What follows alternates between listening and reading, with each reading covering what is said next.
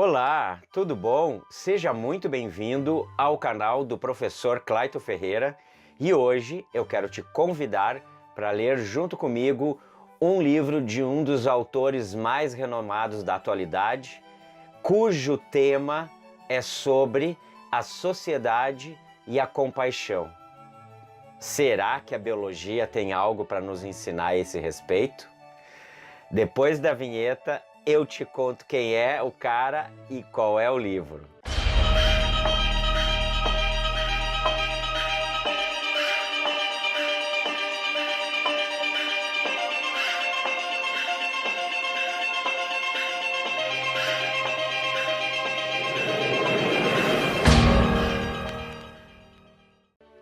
Oi, tudo bom? Então, como eu tinha mencionado antes, hoje eu quero ler junto contigo um livro que eu considero sensacional, de um cara realmente muito inteligente. Quem se trata é Frans de Waal. E esse cara escreveu vários livros.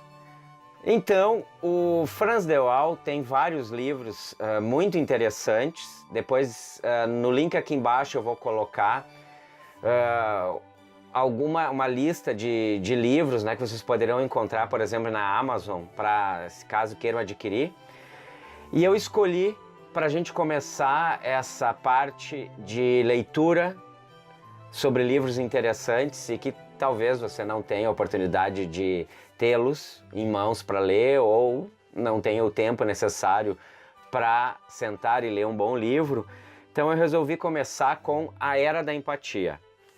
Então, A Era da Empatia, do que se trata afinal esse livro, né? Deixa eu ler para ti essa parte aqui, né, onde diz do que se trata o livro.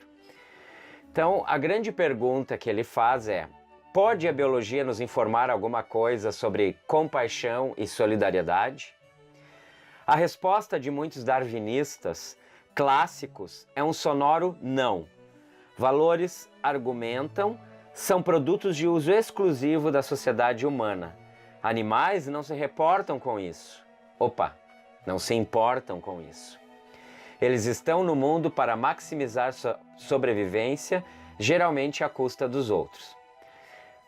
Quando eu falo aqui darwinistas, eu estou falando naqueles cientistas que seguem na ponta do lápis a respeito da teoria da evolução ou a teoria sintética da evolução, como primeiramente elaborada por Charles Darwin. Bom, continuando. Em A Era da Empatia, o aclamado primatólogo Frans de Waal trata de desmontar essa visão, apoiando-se em mais de uma década de estudos com animais tão distintos quanto chimpanzés, golfinhos e elefantes, em novas e surpreendentes evidências vindas da neurociência e da psicologia. Longe de ser uma invenção recente de uma espécie, o Homo sapiens, a empatia ou capacidade de se colocar no lugar do outro tem uma longa história evolutiva. De Waal compara a uma boneca russa, em cujo núcleo está o chamado contágio emocional, ou tendência que os animais têm a se deixar contaminar pelas emoções dos outros. Para quem não sabe, quando ele se fala de boneca russa, na verdade ele está se referindo àquelas bonecas chamadas babushkas, que são bonecas que têm uma menor, depois que está dentro de uma maiorzinha, que está dentro de uma maior e assim por diante, né? Uma dentro da outra. Então, continuando, como no caso de mães de várias espécies que respondem rapidamente aos chamados aflitos dos filhotes, ou de camundongos de laboratórios que ficam agoniados ao ver outros roedores levarem choques elétricos. Sobre essa base, argumenta de Waal, a evolução acrescentou mais duas camadas importantes. A preocupação com os outros na forma de consolo oferecido, por exemplo, por várias espécies de macaco, e a adoção da perspectiva alheia, que começa na percepção do eu e termina no verdadeiro altruísmo, que é ajudar outros sem receber nem esperar nada em troca. Nem mesmo essa forma mais avançada de empatia é um traço distintivo da humanidade, segundo o autor. O objetivo do livro é não apenas traçar a história natural da empatia, mas demolir o chamado darwinismo social, corrente de pensamento que se apropriou de maneira distorcida das ideias de Darwin para justificar o status quo da sociedade capitalista, no qual os fracos e pobres não têm vez e toda política de inclusão e bem-estar social é desprezada.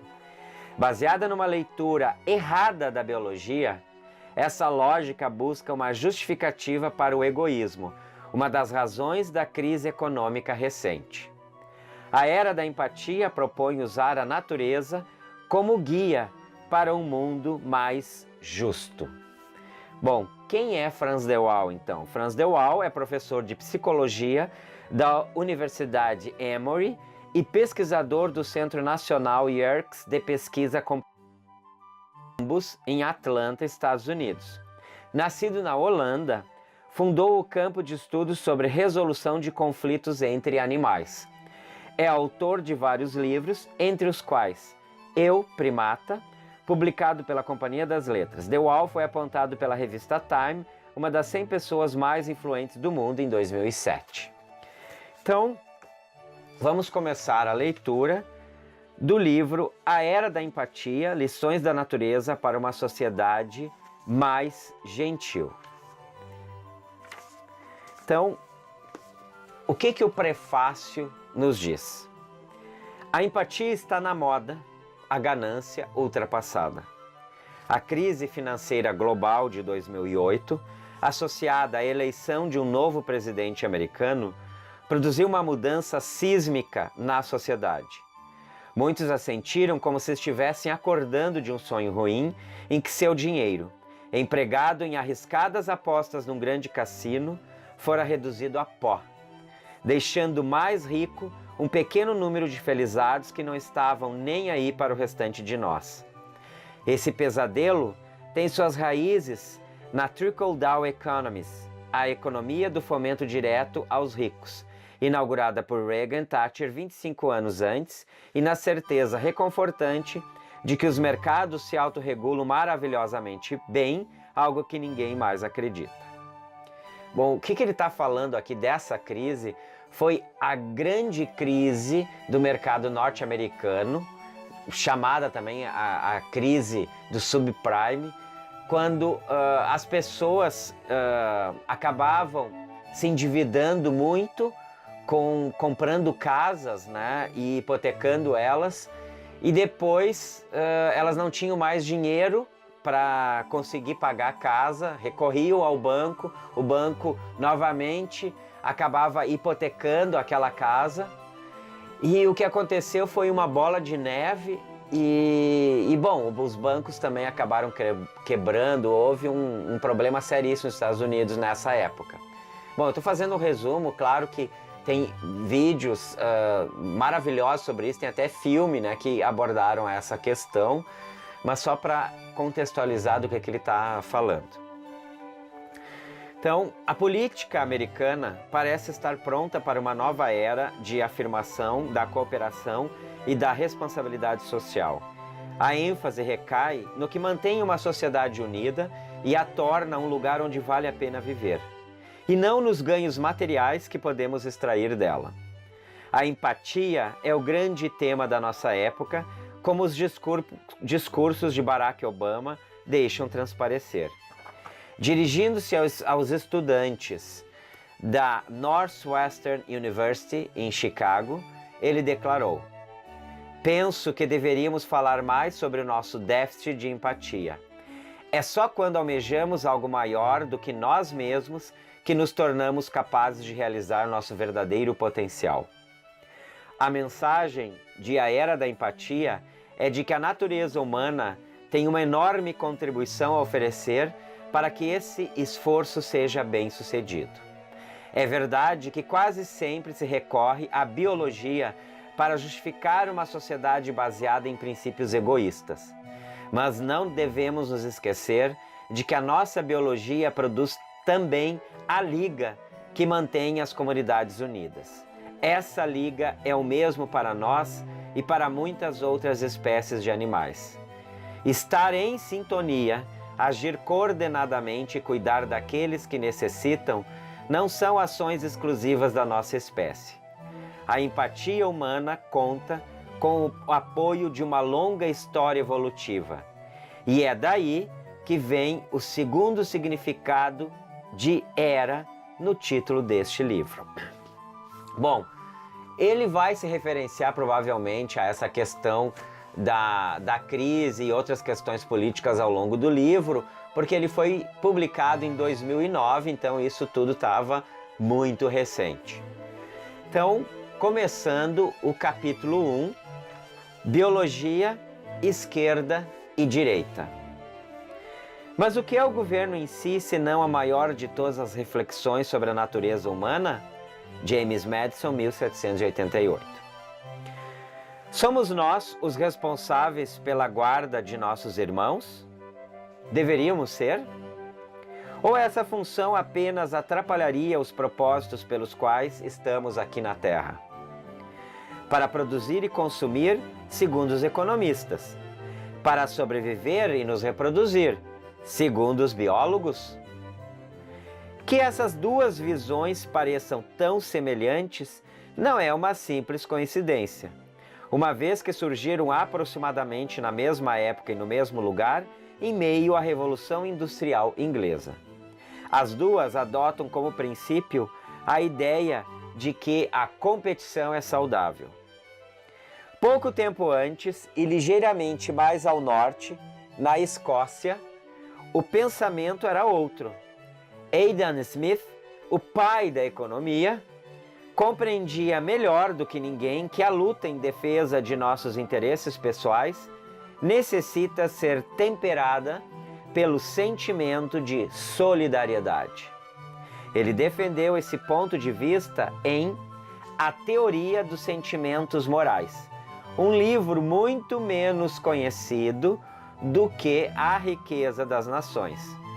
Smith iniciou seu primeiro livro com uma frase memorável: por mais egoísta que se possa admitir que seja o homem, é evidente que existem certos princípios em sua natureza que o levam a interessar-se pela sorte dos outros e fazem com que a felicidade destes lhe seja necessária, embora disso ele nada obtenha que não o prazer de a testemunhar. Fecha aspas. Os revolucionários franceses cantaram a Fraternité.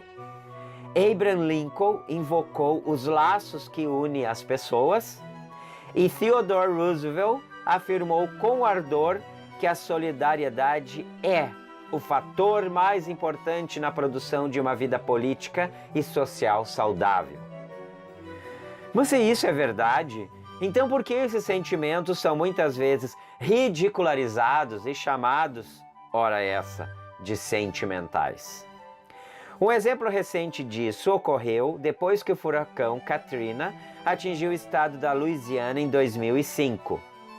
Para quem não lembra, faça uma pesquisa, né, desse evento que aconteceu em 2005 na Louisiana e que acabou devastando a região toda. Enquanto a população americana encontrava-se paralisada de horror pela catástrofe sem precedentes, um canal de notícias na TV a cabo julgou apropriado questionar se a Constituição americana de fato prevê a assistência à população em situações de desastre. Um convidado do programa chegou a dizer que a miséria dos outros não é da nossa conta. Por um acaso, no dia em que os diques se romperam, eu tinha viajado de Atlanta ao Alabama para apresentar uma palestra na Auburn University. Exceto pela queda de algumas árvores, essa região do Alabama sofrera poucos danos. Mas o hotel estava apinhado de refugiados da tragédia. Os quartos estavam lotados de avós, crianças, cachorros e gatos. Ao acordar no dia seguinte, me senti num verdadeiro jardim zoológico. Não que se trata de um lugar estranho para um biólogo, mas isso dava uma ideia da dimensão da calamidade. E essas eram as pessoas que tinham sido abençoadas pela sorte. O Jornal da Manhã, na minha porta, clamava: "Por que fomos abandonados como animais?", citando o desabafo de uma das pessoas que haviam ficado presas durante dias sem comida e submetidas às piores condições de higiene no Superdome de Louisiana. Superdome é um estádio. Discordei dessa manchete não por considerar que não havia do que reclamar, mas porque os animais não necessariamente abandonam uns aos outros. A minha palestra era exatamente sobre esse tema. O nosso primata interior, que não é nem de longe tão insensível e torpe como se costuma apregoar, e sobre a naturalidade da empatia na nossa espécie. Mas eu não estava afirmando que a empatia sempre encontra expressão. Milhares de pessoas haviam fugido de carro de Nova Orleans, deixando os doentes, os velhos e os pobres entregues à própria sorte. Em certos lugares, cadáveres flutuavam na água e eram devorados pelos jacarés. Mas imediatamente depois do desastre, houve também um profundo constrangimento no país em relação ao que havia ocorrido e uma corrente inacreditável de esforços de socorro às vítimas. A solidariedade não estava ausente, apenas havia demorado a se manifestar. Os americanos são um povo generoso, embora sejam educados com a crença equivocada de que a mão invisível da economia de livre mercado, uma metáfora introduzida pelo mesmo Adam Smith, cuidará dos infortúnios da sociedade. Mas a mão invisível não fez nada para impedir as cenas estarrecedoras de sobrevivência dos mais aptos em Nova Orleans. A face oculta e cruel da riqueza de um país é que, às vezes, ela se produz às custas do investimento público, criando uma gigantesca classe de desfavorecidos, com a qual ninguém se importa. O Katrina expôs o ponto fraco da sociedade americana. Em meu retorno a Atlanta, me ocorreu que esse é o grande tema de nossos tempos, o bem comum. Tendemos a dar atenção às guerras, às ameaças terroristas, à globalização e a escândalos políticos insignificantes. Quando a questão mais importante é saber de que modo combinar uma economia próspera com uma sociedade humanitária. Isso tem relação com a saúde pública, a educação, a justiça e, como ilustrado pelo Katrina, a proteção contra a natureza. Os diques em Louisiana tinham sido criminosamente negligenciados. Nas semanas que se seguiram à inundação, a mídia encarregou-se de apontar os culpados. Seria a culpa dos engenheiros? O dinheiro público fora desviado? O presidente não deveria ter interrompido as suas férias? No país onde nasci, um dedo pode salvar um dique, ou pelo menos é o que diz a lenda. Boa parte da Holanda fica até 6 metros abaixo do nível do mar. Por esse motivo, os diques são tão sagrados que os políticos não têm, literalmente, poder algum de decisão sobre eles. Quem cuida de sua segurança são os engenheiros e as comissões locais de cidadãos que já funcionavam antes mesmo que a Holanda existisse como um país. Pensando bem, isso reflete também uma desconfiança em relação ao governo, não exatamente ao papel ativo do Estado, mas à falta de visão da maioria dos políticos. Bom, espero que você esteja gostando.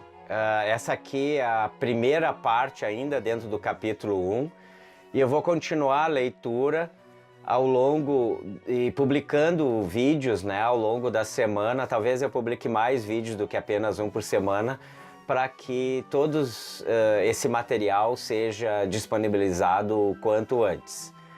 Então aguarde as cenas dos próximos capítulos, literalmente, porque em breve vou disponibilizar mais vídeos com essa leitura tão instigante, tão interessante, que é o livro A Era da Empatia, do Frans de Waal. Então, se você ainda não deu o seu joinha, dê o seu joinha no meu vídeo, se inscreva no canal, recomende para os seus amigos, compartilhe, né? Diga que aqui é um canal sobre biologia, ciência, fotografia, né? E tudo mais que der na telha. Então, agora, começando com essa parte de leitura de livros, então eu espero que tu tenha gostado disso.